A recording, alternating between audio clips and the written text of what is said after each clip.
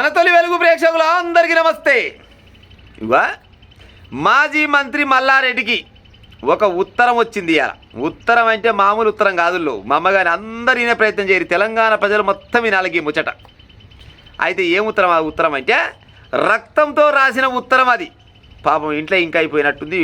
తనువులో పాడైపోను, తొలికేసలు ఆడుతున్నారు, రక్తం పాడైపోను. రక్తంతో రాసిండు ఒక పెద్ద మనిషి లెటర్.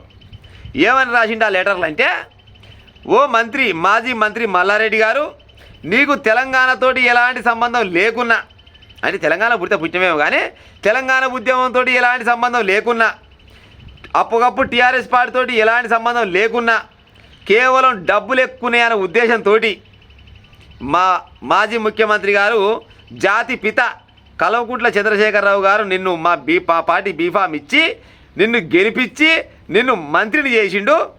మర్యాద దక్కదు. విన్నావు కానీ నువ్వు మాత్రం పార్టీ మారితే మేము ఒప్పుకోం. విన్నావా? మా పార్టీ ప్రస్తుతానికి చాలా కష్టాలలో ఉంది. విన్నావా? ఇప్పుడు మా కాబోయే ముఖ్యమంత్రి కేసీఆర్ అయినా, కేటీఆర్ అయినా, హరీష్ రావు అయినా, వీళ్ళు ముగ్గురు కలిసి చాలా రకాలుగా పాడైపోను పార్టీని పైకి తెద్దామని ఆలోచిస్తారు. నువ్వు ఇప్పుడే కింది కూడా దానిలోకి జర అమ్మగానే నువ్వు మాత్రం పార్టీ మారకు. నువ్వు పార్టీ మారుతావా అంటే మర్యాద దక్కదని ఒక ఆయన మూడు మూడు మూడు కమ్మల లెటర్ రాసి పెట్టాడు. 3 కమ్మలలో రాసి రక్తంతో మొత్తం రాసినాక, నేను మేడ్చల్ నియోజకవర్గానికి సంబంధించిన ఒక మీ అభిమానిని, ఒక వ్యక్తిని మమ్మగానే జై తెలంగాణ, జై జై తెలంగాణ అని రాశాడు. జై బీఆర్ఎస్ అనేది కూడా రాశాడు. అవునా? మరి మల్లారెడ్డి గారు మరి ఇప్పుడు పార్టీ మారుతుండొచ్చునా? ఇప్పుడు కోడలికి ఏముందంటే బీజేపీ పార్టీకి పోవాలని కోడలకు ఉందంట. మల్లారెడ్డి పానం ఎట్టుందంటే సగం అటుంది, సగం ఎట్టుంది. పోతే బీజేపీ కన్నా పోతా, లేకపోతే కాంగ్రెస్ కన్నా పోతా. ఈ బీఆర్ఎస్ పాడైపోయి ఇది మునిగిపోయే ఈ మునిగిపోయే పడవలని ఎన్ని రోజులు ఉండాలనుకొని చిన్న గాడంగిడంగా మంత్రాలు జరుపుతుండని ఊహాగానాలు. అంతేగాని ఇంకా ప్రస్తుతానికి అయితే ఆయన అధికారికంగా అయితే ప్రకటించలేదు.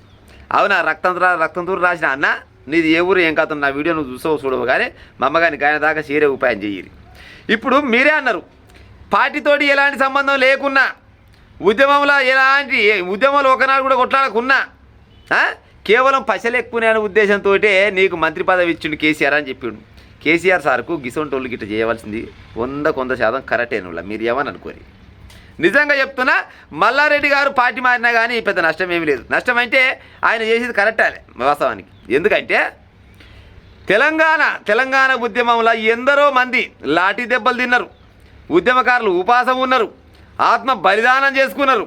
గాల కుటుంబాలను పక్కకు పెట్టి ఎవరి దగ్గర ఎక్కువ డబ్బులు ఉన్నాయి, ఎవరి దగ్గర నోరు బలం బాగుంది, ఎవరి దగ్గర రౌడీ రాజకీయం ఉంది అని బాగా ఎంక్వైరీ చేసి గాలకు టికెట్లు ఇచ్చి గాలను గెలిపించుకొని మంత్రులు చేసాడు. మరి ఉద్యమకారులంతా ఎక్కడ పోవాలి అన్న? ఇవాళ నువ్వైతే రక్తంతో లెటర్ రాసినావు, బాగానే ఉంది. మరి ఆయనలో ఖాయమైన పిల్లగానికి నువ్వు కనుక టికెట్ ఇస్తే ఇవాళ పోవునా? ఈయన దగ్గర ధైర్యం ఏంది మంత్రి మల్లారెడ్డికి? నా దగ్గర కుక్కను కొడితే రాలుతాయి డబ్బులు. ఏ డబ్బు లేదో మీ పార్టీకి పెట్టే డబ్బు లేదో ఇంకో పార్టీకి పెడతాయి. ఏమా ఆయన ఎన్ని రోజులు చేయాలో చెప్పు నేను ఈ పార్టీలో.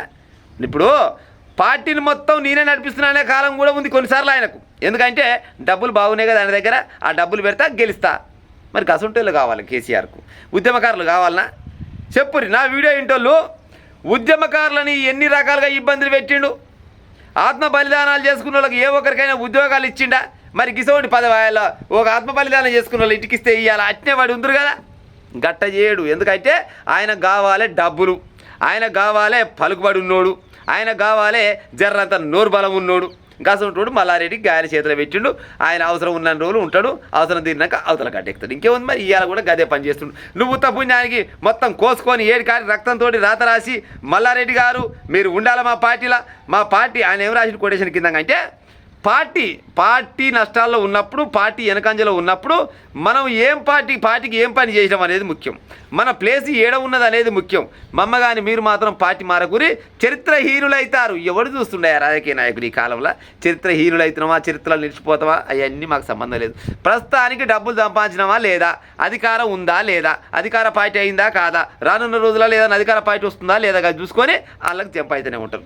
అంతేగాని ఇగో అప్పుడు ఏది 0 ఉన్నోని తీసుకొచ్చి హీరోని చేసిరు, ఆ హీరోని చేసినంత మాత్రాన ఇక పొడుకాలం మొత్తం అలానే ఉండి ఉడిగం చేస్తే అనే లీడర్లు ఉన్నారు ఈ కాలాన? ఎవరుంటారు చెప్పు? ఎవరుండరు.